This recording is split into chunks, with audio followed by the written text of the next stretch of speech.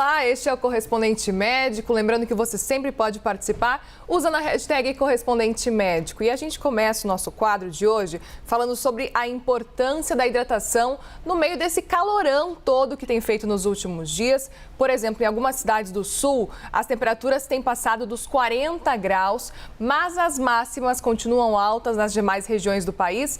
E esse calorão exige ainda mais água para o corpo. O doutor Fernando Gomes vem conversar com a gente, tirar nossas dúvidas.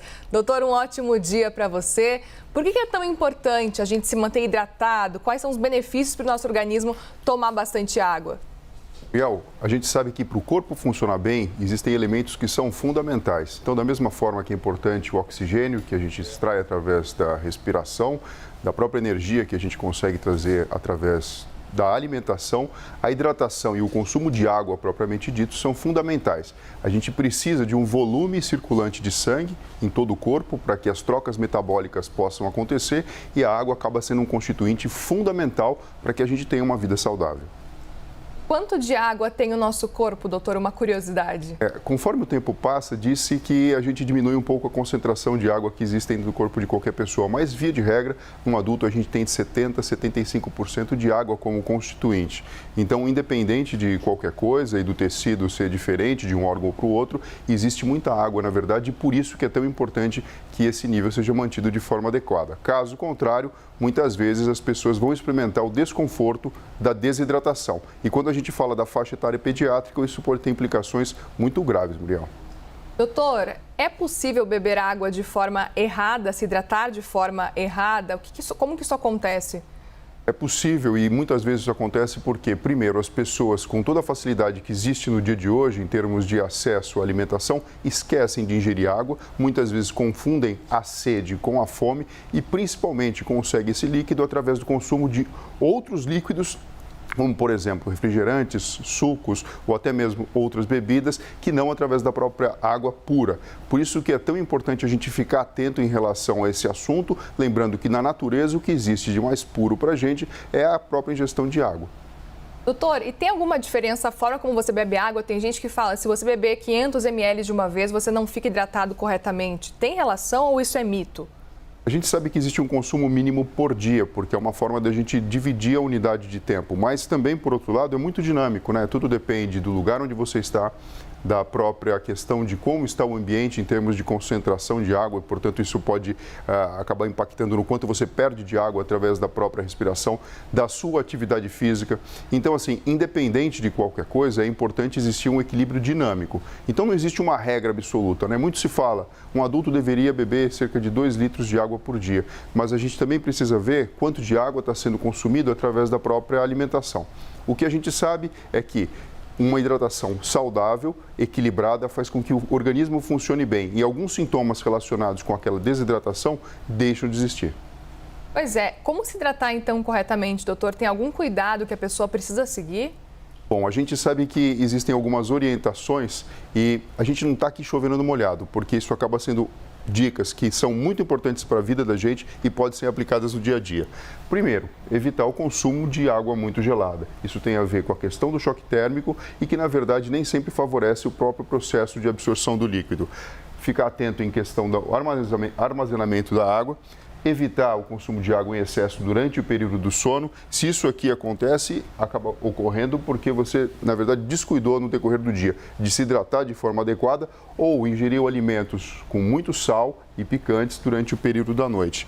Evitar também o consumo de água em excesso enquanto se come, isso porque nós precisamos ter líquidos do próprio aparelho digestivo naturalmente secretados, como por exemplo pelo próprio estômago, para que a digestão venha acontecer de forma adequada. Sempre que eu coloco muita água a mais, eu faço a diluição desses constituintes. E evitar o consumo de um volume muito grande de água de uma vez só. Então não adianta nada você de repente parar ali tomar 1 litro de água. É melhor que isso seja dividido no decorrer do dia para que você tenha esse balanço funcionando bem. E como saber, como manter esse balanço? Prestar atenção na sua própria sensação de sede e também na cor da sua urina. A urina deve ser clara e, na verdade, quando ela está muito escura, isso denota que existe um processo de falta de água dentro do próprio corpo. Então, o ideal é ir tomando água aos pouquinhos, como aparece, por exemplo, aí nessa imagem do copo. Tomar uns 200 ml, mais ou menos, por vez, aos pouquinhos, durante o dia.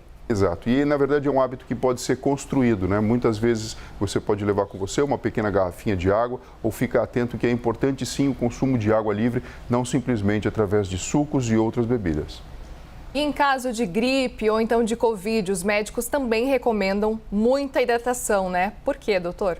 Durante um processo de infecção, principalmente infecção viral, você tem uma demanda metabólica e uma necessidade de líquido para que essas células de defesa cheguem até o agressor e consigam fazer defesa de forma adequada. O que a gente menos quer é uma situação de desidratação que vai atrapalhar o funcionamento do corpo no combate da própria infecção. Por isso que é tão importante se hidratar e ajudar o próprio organismo nesse processo de combate à infecção. Perfeito! E nessa época do ano, de verão também, a gente precisa falar do próximo tema, que o Brasil, infelizmente, deve ter pouco mais de 185 mil novos casos de câncer de pele, isso só nesse ano. A projeção tem como base dados do Instituto Nacional do Câncer e pode aumentar ainda mais caso não haja prevenção da maneira correta. A dermatologista Adriana Vilarinho conversou com a gente sobre a doença entre os brasileiros. Vamos ver. O câncer de pele é o câncer mais comum no Brasil. 30% dos tumores são do tipo câncer de pele.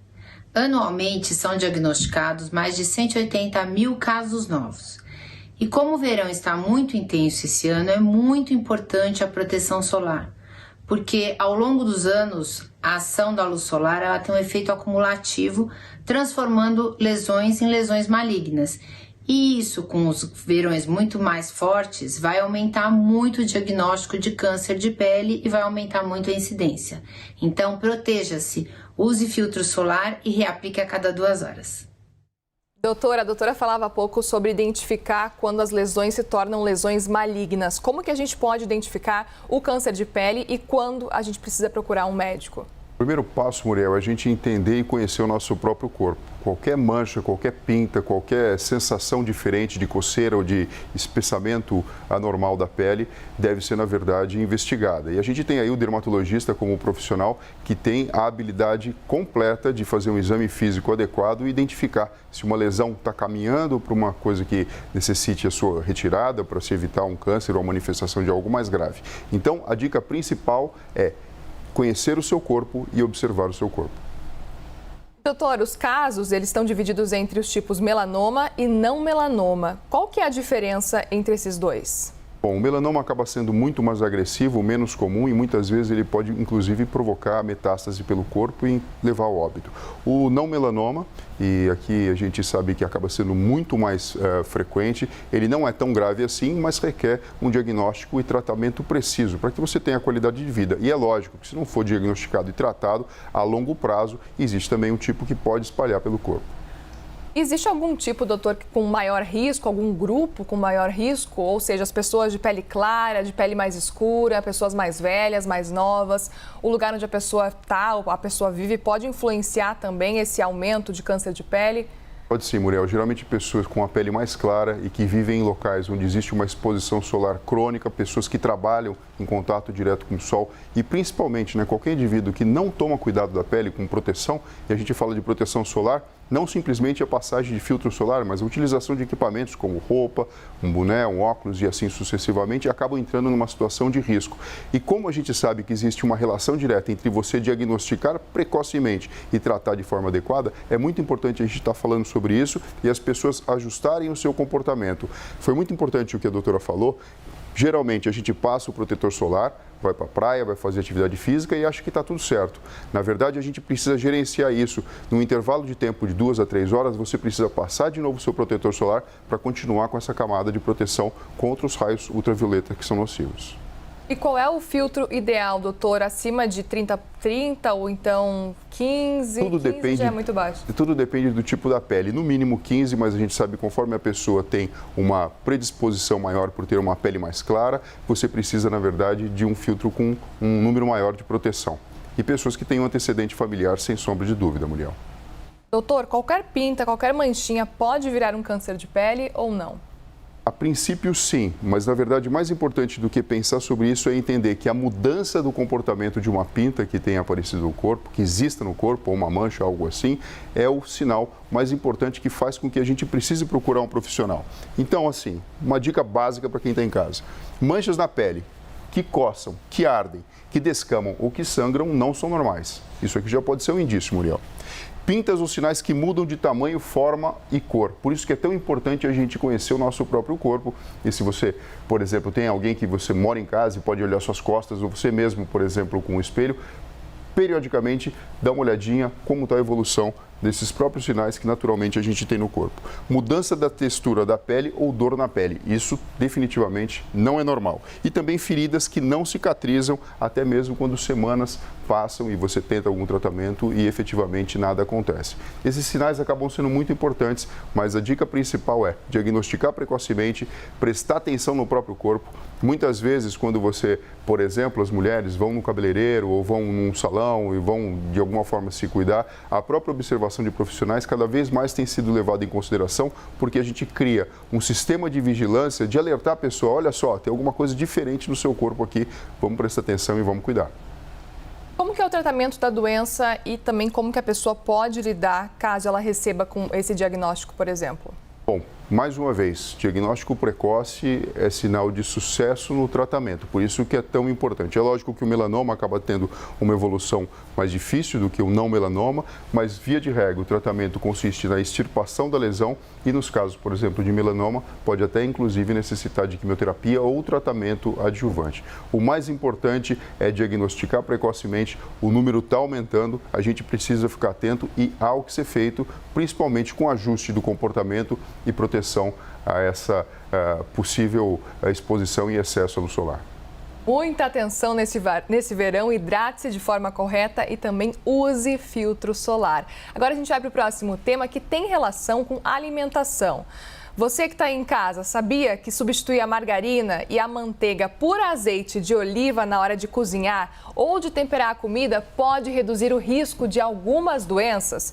Pois é, isso é o que aponta um estudo feito pelos pesquisadores da Universidade de Harvard, nos Estados Unidos. E os resultados mostraram que aqueles que substituíram pouco mais de 2 colheres de chá, cerca de 10 gramas de margarina, de manteiga, maionese ou gordura láctea pela mesma quantidade de azeite, apresentaram chances de morte 34% mais baixas, doutor. Muitas dúvidas surgem a partir dessa pesquisa, do resultado dessa pesquisa. Que tipos de doença podem ser evitadas ao substituir, então, essas gorduras pelo azeite de oliva? Doenças cardiovasculares, aqui tem uma grande relação com a aterosclerose, isso acaba sendo o que impacta de uma maneira incrível. Doenças respiratórias, demência, doenças degenerativas, isso porque o próprio azeite ele pode favorecer, na verdade, a recuperação celular, evitando então esse tipo de manifestação clínica, Muriel. Doutor, exatamente, eu vou pegar por esse ponto aí. Por que ele é mais benéfico para a saúde do que, por exemplo, margarina, manteiga, outros tipos de gordura?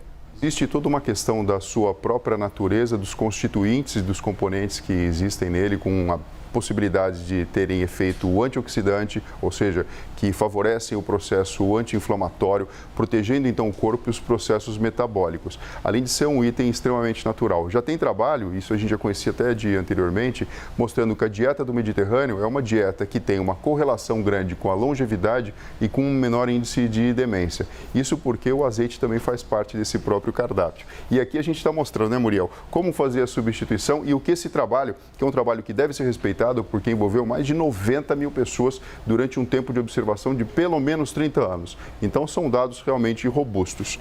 10 gramas de margarina, manteiga ou maionese, né, ou então gordura de origem láctea, sendo substituídos por 10 gramas de azeite de oliva, podem impactar numa redução do risco de morte para menos de que 34% em todo o seu número. Então, assim, essa redução de 34%, ela realmente é substancial. E fica aqui a dica, né? Sem neurose, sem muita preocupação, mas na hora de você escolher, por que não levar isso em consideração? É a ciência mostrando para a gente dicas de como viver mais e como viver melhor. E os pesquisadores apontam 2 colheres de chá de azeite de substituição. Isso seria o ideal, mas e se a pessoa usa um pouco mais ou até um consumo exagerado de azeite? Aí sim pode fazer mal o azeite? Os dados científicos mostram que, na verdade, é essa quantidade que acaba sendo benéfica e a gente sabe que muitas vezes a gente acaba consumindo um pouco mais do que isso, ou algumas pessoas até muito mais. Tudo em excesso tende a não fazer tão bem assim, por isso que a gente precisa ficar atento, principalmente aos nossos hábitos alimentares. É muito fácil, muitas vezes, pelo apetite, pelo paladar, a gente escorregar um pouquinho, sabe, Muriel? Mas é importante a gente ter atenção que não é a exceção da regra, ou seja, uma dieta ou uma alimentação copiosa uma ou outra vez, que na verdade vai impactar na sua saúde a longo prazo. Mas no dia a dia, se você puder escolher, por exemplo, na hora de comer junto com o seu pãozinho, alguma coisa assim, o azeite de oliva em detrimento da margarina, manteiga ou maionese, talvez valha a pena a gente incorporar isso no nosso dia a dia.